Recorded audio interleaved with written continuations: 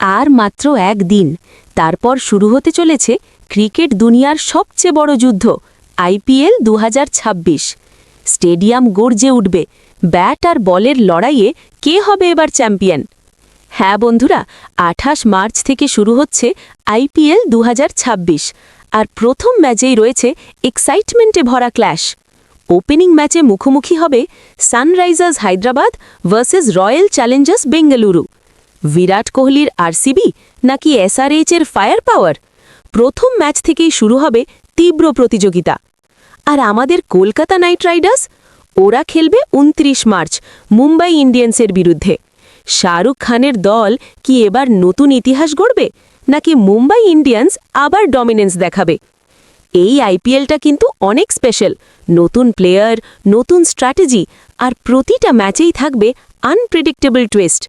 তো তোমার মতে এইবার আইপিএল ২০২৬ কে জিতবে? কমেন্ট করে জানাও। আর এই ধরনের ক্রিকেট আপডেটস পেতে চ্যানেলটা সাবস্ক্রাইব করতে ভুলো না।